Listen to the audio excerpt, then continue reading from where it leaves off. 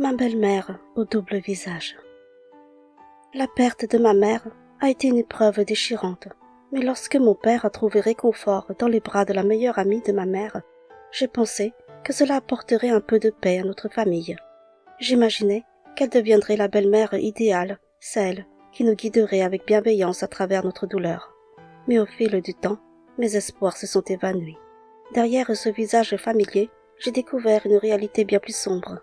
Aujourd'hui, je vais vous raconter comment, après le remariage de mon père, notre monde a basculé, me poussant à prendre un chemin solitaire. Je suis l'aîné d'une fratrie de 4 enfants, 2 filles et 2 garçons. Notre vie a pris un nouveau tournant lorsque nous avons déménagé dans notre nouvelle maison. C'est là que ma mère a rencontré Nelly, une collègue de travail. Nelly était divorcée 2 fois et vivant seule, elle semblait avoir trouvé en nous une sorte de famille de substitution, car ces 2 enfants, issus de ses anciens mariages, vivaient avec leur père. Rapidement, elle est devenue une présence constante dans notre vie. Je me souviens à quel point je la trouvais gentille, presque maternelle. Elle avait cette douceur dans la voix qui mettait tout le monde à l'aise. Parfois, elle me ramenait des cadeaux, me disant qu'elle avait toujours rêvé d'avoir une fille. J'avais l'impression qu'elle me considérait comme la fille qu'elle n'avait jamais eue, et cela me touchait profondément. Ma mère et Nelly étaient inséparables. Que ce soit pour une virée shopping ou des courses plus simples, elles partageaient tout leur temps libre. Nelly était toujours là, prête à aider, et nous l'adorions tous, mes frères, ma sœur et moi. Mon frère Elvis, celui juste après moi, vivait avec un handicap qui pesait sur notre famille. Il était né avec un problème d'oreille, et malgré de nombreuses opérations, son état s'était aggravé. Il était devenu sourd d'une oreille, et cela avait affecté son développement intellectuel et son langage. Ma mère, avec une force admirable, l'accompagnait chaque mois pour des examens médicaux. Elle était son pilier, son refuge, et nous savions à quel point elle se battait pour lui. Lorsque j'étais à l'université, ma vie a basculé. Ma mère est tombée gravement malade, et chaque week-end, je faisais le voyage pour la voir, espérant que ma présence pourrait lui apporter un peu de réconfort. Elle était toujours alitée, et c'était Nelly qui venait chaque jour à la maison pour s'occuper d'elle. Nelly préparait les repas, veillait sur ma mère, et prenait soin de toute la famille. Puis, un jour, j'ai reçu un appel de mon père, sa voix tremblante me demandant de rentrer au plus vite. Ma mère était décédée. Le choc m'a foudroyé. Je me suis précipitée pour rentrer chez moi, le cœur lourd, l'esprit embrouillé par la douleur et l'incompréhension. Pourquoi était-elle décédée si subitement? Pourquoi n'avions-nous rien vu venir? C'est alors que mon père nous a révélé la vérité. Ma mère souffrait d'un cancer depuis longtemps, un secret qu'elle avait voulu garder pour elle, pour nous protéger, nous ses enfants. Mon père, respectant ses souhaits, avait gardé ce fardeau pour lui, seul avec Nelly, qui était la seule autre personne au courant de la maladie.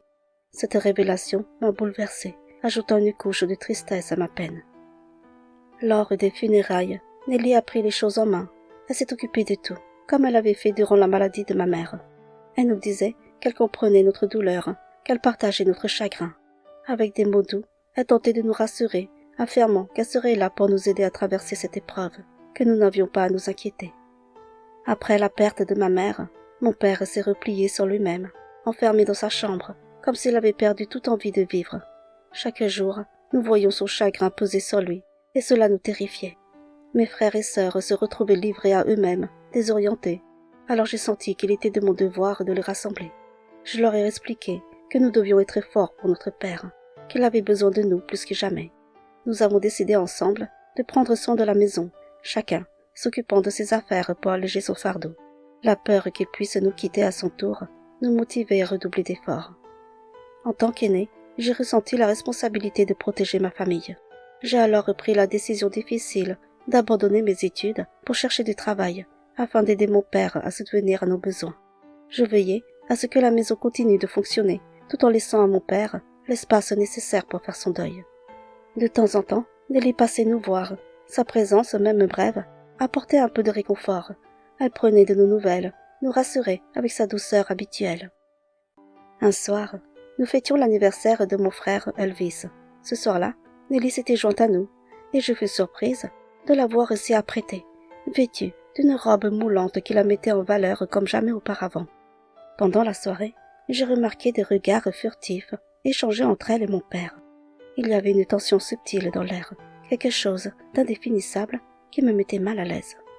Après la fête, mon père nous a surpris en annonçant qu'il sortait pour accompagner Nelly à une soirée. C'était la première fois qu'il sortait depuis le décès de ma mère, et le fait qu'il le fasse avec Nelly rendait la situation encore plus troublante. Une partie de moi sentait que quelque chose avait changé, mais j'étais encore loin de comprendre l'ampleur de ce qui se jouait sous nos yeux. Lorsque mon père est rentré le lendemain matin, une vague d'inquiétude et de confusion m'a submergée. Je n'ai pas pu m'empêcher de lui demander pourquoi il n'était pas rentré dormir à la maison. C'est alors qu'il m'a avoué, sans détour, que Nelly l'avait retenu chez elle et qu'il avait finalement passé la nuit là-bas. Mon cœur s'est serré et je lui ai demandé s'ils sortaient ensemble. Sans hésitation, il m'a répondu que oui et m'a expliqué que se sentant terriblement seul, il avait cédé aux avances de Nelly, qu'il avait plusieurs fois tenté de le séduire. En tant qu'homme, je n'ai pas pu résister, m'a-t-il dit. Cette révélation m'a bouleversée. J'ai alors exprimé mon désarroi, lui rappelant que Nelly était la meilleure amie de maman, et que pour moi, cela semblait inconcevable qu'il la fréquente. Mais mon père, avec une voix teintée de détermination, m'a répondu. « J'aime Nelly, et je pense que je vais l'épouser. Ta mère n'est plus là, et je suis sûre qu'elle aurait été d'accord pour que je me remarie avec sa meilleure amie. Nelly est une femme bien, elle vous aime comme ses propres enfants. Je veux être avec quelqu'un qui accepte et aime mes enfants, et Nelly est la seule à le faire à 100%. Les autres femmes, j'ai peur qu'elles ne s'intéressent qu'à mes biens. Crois-moi, Nelly est la mieux placée pour endosser ce rôle de mère pour vous tous. » Ces paroles ont résonné en moi. Après réflexion, je me suis dit que mon père n'avait peut-être pas tort. Nous connaissions Nelly depuis si longtemps, et elle avait toujours été une présence douce et attentionnée, prenant soin de nous comme une seconde mère. Il semblait logique que mon père cherche à reconstruire sa vie avec quelqu'un qui nous aimait déjà. Quelque temps plus tard, mon père et Nelly se sont mariés. À ce moment-là, je pensais que tout irait bien, que notre vie de famille retrouverait peu à peu une forme de normalité, mais je n'avais aucune idée de l'ampleur du changement qui nous attendait. Nelly est venue s'installer chez nous, dans la maison où chaque coin portait encore l'empreinte de ma mère. Mon père avait touché une grosse somme d'argent grâce à l'assurance vie de ma mère, et au départ, cela semblait offrir une opportunité de soulagement financier. Mais un soir, en rentrant du travail, j'ai découvert quelque chose qui m'a glacé le sang. La maison était presque vide. Tous nos meubles avaient disparu. La table à manger, le canapé, le buffet. Il ne restait plus rien. Même la cuisine, autrefois chaleureuse et pleine de vie, avait été dépouillée.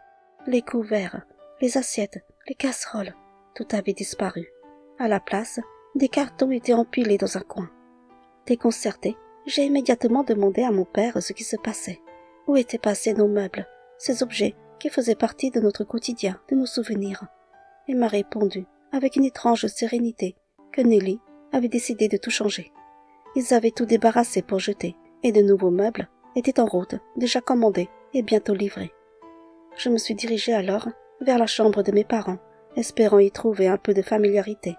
Mais même là, tout avait été remplacé. Le lit, l'armoire, chaque pièce de mobilier était partie, emportant avec elle les souvenirs de ma mère. Le cœur lourd, j'ai tenté de raisonner mon père, lui rappelant que nos meubles étaient encore en bon état et qu'il n'y avait aucune raison de tout jeter ainsi. Mais sa réponse m'a laissé sans voix. « C'est Nelly. Elle est désormais votre nouvelle mère, et c'est elle qui gérera la maison comme elle entend. » La maison qui était autrefois un refuge rempli de souvenirs était en train de devenir un lieu étranger, façonné par quelqu'un d'autre, et je ne pouvais rien faire pour arrêter cette transformation. Depuis que Nelly s'est installée chez nous, l'atmosphère dans la maison a radicalement changé. Mon père et elle dépensaient sans compter, achetant des choses futiles et superflues. Inquiète pour notre avenir, je tentais parfois de conseiller mon père, lui suggérant d'économiser un peu, de ne pas gaspiller son argent. Mais ces remarques n'étaient pas du goût de Nelly. Alors un jour, elle m'a confrontée avec une froideur que je n'avais jamais vue chez elle. Elle m'a rappelé qu'elle était maintenant la femme de mon père et que je n'avais plus le droit de me mêler de ses finances. « Tu n'es que sa fille, pas sa femme », m'a-t-elle lancé, me coupant le souffle. Elle m'a fait comprendre que toutes les décisions financières étaient prises sous ses ordres et que je n'avais plus mon mot à dire. Si je n'étais pas d'accord, m'a-t-elle dit, je pouvais toujours quitter la maison, car c'était désormais elle, la maîtresse des lieux. Ces mots ont réveillé en moi une colère que je ne pouvais contenir. Je lui ai répondu les larmes aux yeux qu'elle n'avait aucun droit de me dicter ma conduite. Après tout, elle n'était que ma belle-mère, et je voyais bien qu'elle était là avant tout pour profiter de l'argent de mon père, surtout qu'elle ne travaillait pas. Une dispute éclata alors, marquant un tournant dans notre relation. Dès ce jour, Nelly ne me supportait plus, et je sentais sa rancune grandir chaque jour. Mais ce que je ne savais pas encore, c'était que des choses bien plus graves se passaient dans cette maison. Mon frère Elvis, qui est handicapé, fréquentait de temps en temps un centre spécialisé avec un programme adapté à ses besoins. Il se retrouvait alors, parfois seul, à la maison avec Nelly. Étant donné qu'il avait interdiction de cuisiner seul, suite à un incident passé, il dépendait des autres pour ses repas. Pourtant, les jours où il restait à la maison, Nelly ne lui préparait rien à manger. Il devait attendre mon retour du travail pour enfin manger, et cela m'était complètement inconnu. Jour après jour, je remarquais qu'Elvis était toujours affamé quand je rentrais. Inquiète, j'en ai parlé à mon père, mais il m'a simplement répété ce que Nelly lui avait dit. Elvis ne voulait pas manger à midi. Ne pouvant me contenter de cette explication, j'ai insisté pour qu'Elvis me confie ce qui se passait réellement. C'est alors qu'il m'a révélé, avec une naïveté déchirante, que Nelly se contentait de lui réchauffer les restes de la veille et qu'il n'aimait pas manger les restes. Ce qui me serra encore plus le cœur, c'est qu'Elvis ne comprenait toujours pas que notre mère était partie pour toujours. Malgré nos efforts pour lui expliquer, il restait convaincu que notre mère reviendrait un jour, et c'est pourquoi il refusait d'accepter Nelly comme nouvelle mère. Cette résistance rendait Nelly furieuse, et elle faisait payer à Elvis de la manière la plus cruelle possible, en l'ignorant et en le privant de réconfort d'un repas chaud. Désormais, chaque matin, je préparais le repas de midi pour Elvis, afin qu'il puisse le réchauffer au micro-ondes en mon absence. J'essayais de tout anticiper pour qu'il n'ait plus à subir les négligences de Nelly. Mais un soir, Elvis est venu me voir, les larmes aux yeux. Il m'a avoué qu'il n'en pouvait plus, qu'il ne supportait plus de vivre dans cette maison, parce que Nelly était trop méchante avec lui. Elle le sermonnait sans cesse, le tapait souvent avec une tapette. Sa détresse m'a brisé le cœur. Comment pouvait-elle traiter mon frère de cette manière? Je l'ai pris dans mes bras, essayant de le réconforter du mieux que je pouvais. Je lui ai murmuré qu'il devait tenir bon, qu'il fallait faire un effort encore un peu. Même si je travaillais, je lui expliquai que je devais rembourser le crédit de ma voiture, et que pour l'instant, je n'avais pas les moyens de nous offrir un logement. Mais je lui ai fait une promesse. Je lui ai dit de patienter, et que tôt ou tard, je l'emmènerai loin de Nelly, loin de cette souffrance. Je me suis tournée vers mon père, cherchant de soutien, espérant qu'il prenne enfin notre défense. Mais il n'était plus le père que nous avions connu. Il prenait systématiquement le parti de Nelly, fermant les yeux sur ses abus. Même face aux preuves, aux blessures visibles et aux récits de souffrance que nous lui rapportions, il trouvait toujours un moyen de nous blâmer, nous mettant la faute dessus. Cette indifférence, ce refus de voir la vérité, m'a fait réaliser à quel point nous étions seuls face à cette situation, piégés dans une maison qui n'était plus un foyer. Un jour, alors que je me sentais pas bien, j'ai décidé de rentrer plus tôt que d'habitude. Dès que j'ai franchi la porte, des cris et des pleurs résonnaient dans toute la maison, et mon cœur s'est serré. Paniquée, je me suis précipitée vers la chambre d'Elvis. Dès qu'elle m'a entendue, Nelly a lancé d'une voix froide. « Ne fais pas semblant de crier, juste parce que ta sœur est arrivée. Tu veux lui faire croire que je te maltraite? Arrête ta comédie. » En entrant, j'ai vu Elvis agenouillé par terre, les mains serrées sur ses oreilles, les larmes ruisselant sur ses joues. Le cœur lourd, je me suis approchée doucement et lui ai demandé ce qui n'allait pas. Lorsqu'il a levé les yeux vers moi, il m'a dit, la voix tremblante de douleur, que Nelly lui avait tiré l'oreille et qu'il avait trop mal. En écartant doucement ses mains, j'ai vu du sang couler de son oreille, celle qui avait déjà subi tant d'opérations depuis son jeune âge. J'étais bouleversée, ma colère bouillonnait à l'intérieur. Sans hésiter, j'ai appelé une ambulance pour l'emmener à l'hôpital. À l'hôpital, mon père et Nelly sont arrivés peu après nous. Le médecin, après avoir examiné Elvis, nous a rappelé l'importance de protéger cette oreille fragile.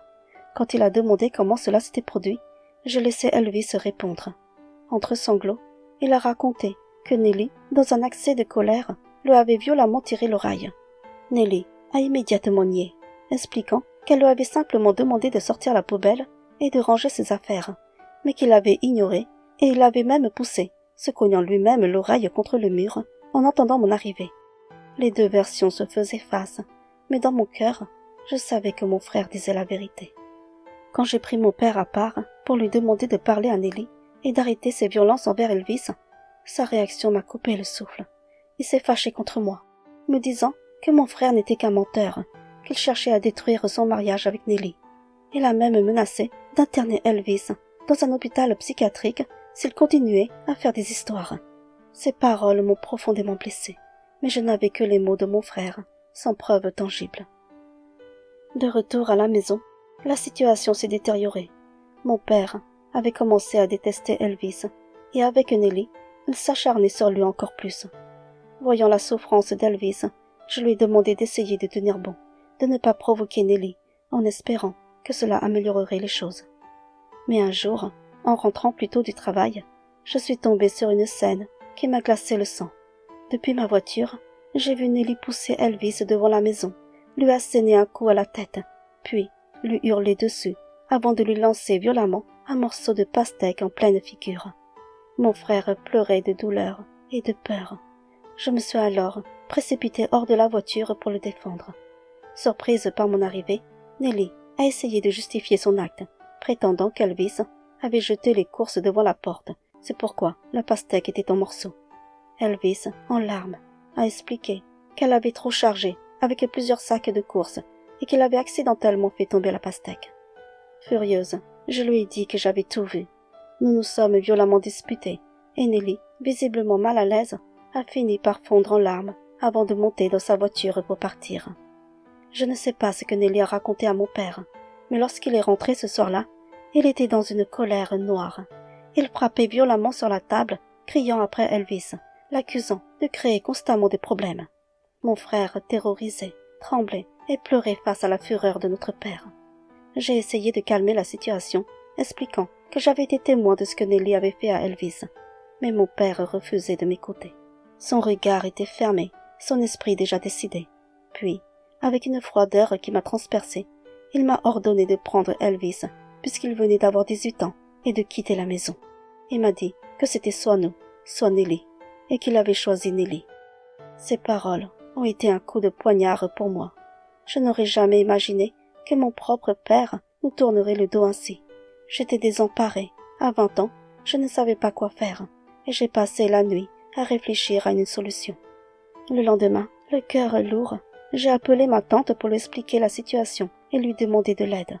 Sa bienveillance et son soutien ont été un véritable réconfort. Elle a tout fait pour m'aider à trouver un logement près de chez elle. Et un mois plus tard, nous avons quitté la maison, Elvis et moi. Je croyais naïvement que les choses se seraient améliorées à la maison après notre départ, Elvis et moi. Nelly et mon père semblent bien s'entendre avec ma petite sœur et mon petit frère, contrairement à nous. Mais un jour, j'ai reçu un appel de ma sœur en larmes. Elle m'a confié que notre absence lui pesait terriblement et que depuis que nous étions partis, toutes les corvées de la maison reposaient sur elle. Elle ne supportait plus cette situation. Puis, d'une voix hésitante, elle m'a demandé si je pouvais passer les emmener manger au fast-food. Elle m'a expliqué que nos parents n'étaient pas là et qu'il n'y avait rien à manger. Inquiète, je me suis immédiatement rendue chez eux. J'ai trouvé ma sœur de 14 ans et mon petit frère de 11 ans, seuls à la maison. Quand j'ai ouvert le frigo, j'ai constaté qu'il était désespérément vide. Ma sœur m'a raconté que notre père et Nelly sortaient souvent manger dehors, le laissant seul sans nourriture. Le cœur serré, je les ai emmenés manger des burgers, puis j'ai fait des courses pour remplir leur frigo. Au lieu de partir tout de suite, je suis restée un moment avec eux. C'est alors que mon père et Nelly sont rentrés. Dès qu'ils m'ont vu, Nelly m'a lancé un regard glacial. Mon père, surpris, m'a demandé ce que je faisais là. En allant dans la cuisine, Nelly a remarqué les courses que j'avais faites. Furieuse, elle a dit à mon père, « Regarde, ta fille recommence à jouer à la maîtresse de maison. Elle a rempli le frigo. » J'ai essayé de leur expliquer calmement que ma sœur et mon frère avaient faim et qu'il n'y avait plus rien à manger, alors j'ai simplement voulu les aider. Je n'avais aucune autre intention. Mais mon père et Nelly m'ont ordonné de partir immédiatement, de ne plus revenir, en insistant sur le fait que ce n'était plus ma maison. Blessée, je leur ai répondu que si ma sœur et mon frère ne m'avaient pas appelé, je ne serais pas venue, et que si vraiment ils ne voulaient plus me voir, il n'avait qu'à faire en sorte que mes frères et sœurs ne se sentent plus obligés de me contacter parce qu'ils ont faim. Mon père, furieux de mes paroles, m'a crié de quitter leur maison sur le champ. Le cœur lourd, je me préparais à partir, mais à ce moment-là, ma sœur et mon frère se sont précipités vers moi. En larmes, ils m'ont supplié de les emmener avec moi. Leurs cris désespérés résonnaient dans la maison, et ils s'accrochaient à moi de toute leur force, refusant de me laisser partir. Les voir dans cet état m'a déchiré le cœur. J'ai alors regardé mon père dans les yeux et lui ai dit « Papa, s'ils insistent autant pour me suivre, c'est bien la preuve que quelque chose ne va pas, qu'ils ne se sentent pas aimés. » Mais mon père, aveuglé par sa colère et son entêtement, a séparé mes frères et sœurs de moi avec brusquerie, me forçant à les laisser derrière moi, toujours en pleurs. Je suis partie avec un immense poids sur la poitrine, le son de leurs sanglots gravé dans ma mémoire. Un jour, un cousin organisait un grand repas familial, et comme j'étais proche de sa fille, elle m'avait invitée. Ce jour-là, mon père et Nelly étaient aussi présents, également invités par notre cousin. Ils étaient arrivés, impeccablement vêtus. Nelly, dans un rôle de parfaite belle-mère, s'exprimait avec une voix douce et chaleureuse qu'elle adoptait en présence de gens extérieurs. Elle caressait les cheveux de mes frères et sœurs, les présentant à tout le monde, comme son fils et sa fille, avec un sourire rayonnant. Quand elle m'a vue, elle s'est dirigée vers moi avec un grand sourire, feignant l'amabilité. « Oh, mais tu es là aussi? Et Elvis, il n'est pas venu ?» m'a-t-elle demandé d'une voix douce, presque mielleuse. Pour ne pas créer de tension, je lui ai simplement répondu qu'Elvis n'avait pas envie de venir. Elle a continué, avec un sourire forcé, m'invitant à le rejoindre à leur table. Les femmes qui l'accompagnaient ont aussi assisté, me disant à quel point j'étais chanceuse d'avoir une belle-mère aussi aimante et gentille. J'ai poliment décliné, préférant rester avec mes amis. Toute la soirée, Nelly jouait à la parfaite hôtesse, se rendant utile en cuisine et servant les invités avec cette fausse bienveillance qui impressionnait tout le monde. Les gens semblaient épatés par son amabilité et j'entendais des couples vanter sa générosité. À l'intérieur, je bouillonnais. Ces gens ne connaissaient pas son vrai visage. Elle se comportait comme un ange en public, mais je savais que derrière ce masque se cachait une toute autre personne. Malgré la colère qui montait en moi, je n'ai rien dit. Je ne voulais pas embarrasser mon père, alors j'ai choisi d'ignorer Nelly, laissant ses sourires faux et ses paroles mielleuses sans réponse. Au fil des années, ma sœur, une fois majeure, a quitté la maison familiale pour venir vivre avec nous. Puis, ce fut au tour de mon petit frère de nous rejoindre. Finalement, il ne restait plus que Nelly et mon père, seuls dans leur grande maison vide. Ma tante me rappelait souvent que j'avais 28 ans et que je devais penser à me marier, que je ne pouvais pas passer ma vie à m'occuper de mes frères et sœurs. Mais dans mon cœur, rien n'était plus important que leur bonheur. J'avais fait une promesse sur la tombe de ma mère, une promesse sacrée, celle de veiller sur eux jusqu'à ce que chacun d'eux puisse voler de ses propres ailes. Et pour Elvis, il n'y avait jamais eu de doute. Il resterait toujours avec moi, parce que c'était ce que mon cœur et ma promesse dictaient. Un jour, alors que je faisais les courses, je suis tombée sur une grand-mère, une ancienne connaissance de mes parents. Elle est venue me parler avec un grand sourire et a commencé à me vanter les mérites de Nelly. Elle m'a dit à quel point nous avions de la chance de l'avoir comme belle-mère, affirmant qu'elle était une femme merveilleuse, dotée d'un grand cœur. Elle m'a même raconté comment Nelly, lors d'une rencontre, l'avait invitée à dîner chez elle et lui avait offert 100 €, se souciant, soi-disant, des personnes âgées et de leur maigre retraite. Je ne pouvais plus contenir ma colère. Avec une voix tremblante d'émotion, je lui ai dit « Vous vous trompez lourdement sur Nelly. Cette image bienveillante qu'elle montre aux autres n'est qu'une façade. Devant les gens extérieurs à la famille, Nelly joue toujours la femme parfaite, celle qu'on admire. Mais à huis clos, je vous assure qu'elle est une toute autre personne. » J'ai alors vu l'incrédulité sur le visage de la grand-mère. Alors j'ai poursuivi, en lui demandant de réfléchir à pourquoi nous, les enfants, avions tous fini par fuir la maison, même les plus jeunes dès qu'ils en avaient l'opportunité. Puis, je lui ai raconté tout ce que Nelly nous avait fait subir, toutes les souffrances silencieuses que nous avions endurées. La grand-mère, visiblement secouée, ne savait plus quoi dire. Elle m'a finalement murmuré qu'elle était désolée pour nous, qu'elle ignorait tout cela. Ces paroles, bien que réconfortantes, n'effaçaient pas les années de douleur que nous avions traversées. Quelques mois plus tard, j'ai appris que mon père était tombé gravement malade. Il ne pouvait plus conduire, ce qui l'avait contraint à arrêter de travailler. C'était Nelly qui l'accompagnait à ses rendez-vous chez le médecin et là où il souhaitait se rendre. Cette nouvelle ne m'était parvenue que grâce à des connaissances, car mon père n'avait jamais trouvé le courage de nous appeler. Il m'en voulait profondément, persuadé que j'avais manipulé ma sœur et mon frère pour qu'ils quittent la maison et viennent vivre avec moi. Un jour, des cousins sont venus nous voir, le visage grave, pour nous annoncer une nouvelle bouleversante. Nelly avait quitté mon père. Elle avait abandonné, le considérant désormais comme un fardeau inutile, incapable de répondre à ses attentes. Sans un mot, elle était partie du jour au lendemain, le laissant seul face à sa maladie. Ils nous ont alors confié. Votre père est très affaibli.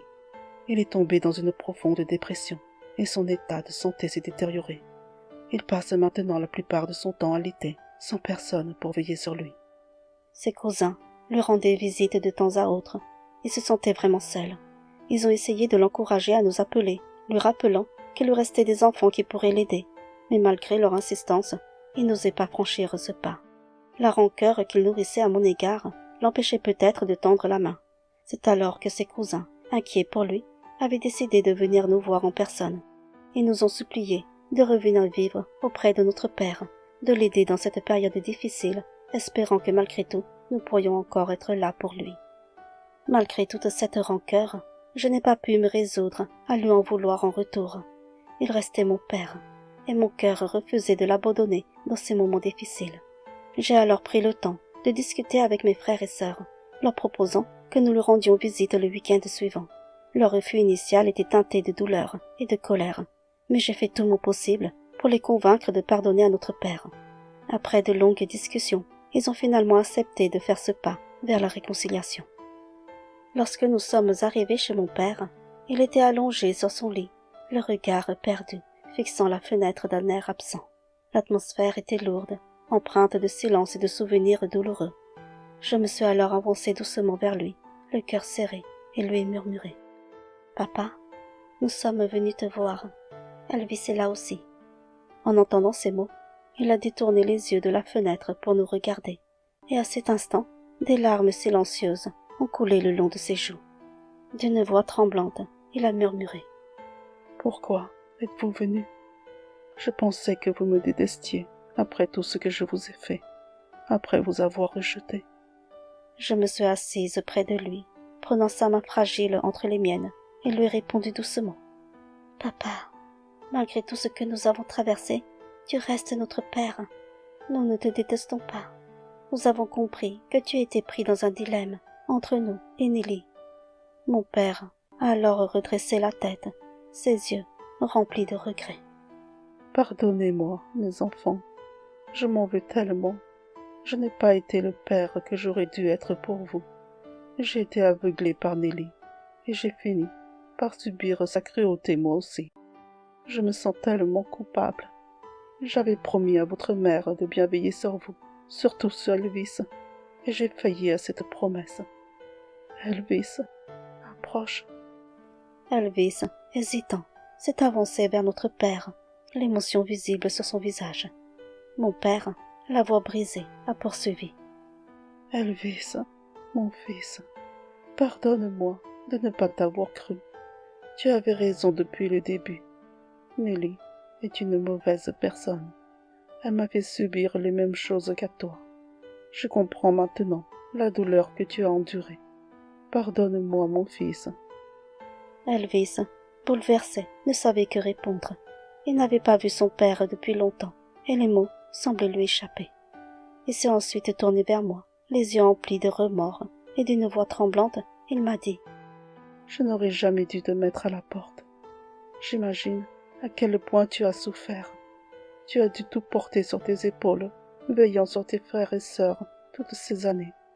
Je ne pourrai jamais me pardonner pour le mal que je t'ai infligé. » Puis, d'un regard chargé de tristesse, il nous a tous observés, ses yeux brouillés par les larmes qui coulaient lentement sur son visage, marqué par la douleur.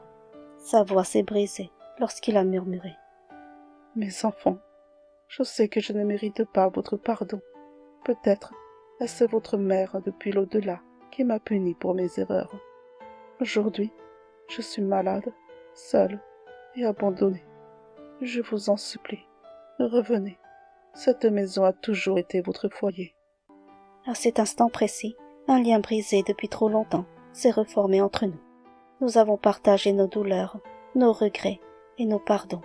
Ce jour-là, nous avons pris la décision de revenir vivre tous ensemble avec notre père dans cette maison qui autrefois avait été notre refuge.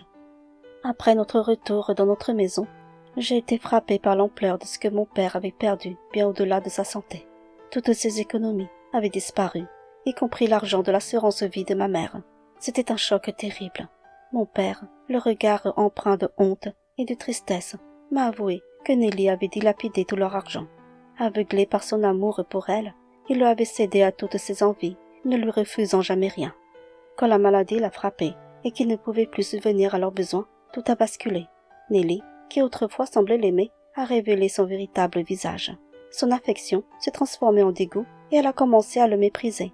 Elle refusait souvent de lui préparer le moindre repas, le laissant parfois affamé et désespéré. Elle lui hurlait dessus sans cesse, remplissant la maison de sa colère. Leurs disputes devinrent de plus en plus fréquentes, et chaque fois, affaibli et vulnérable, c'était lui qui finissait par subir ses coups.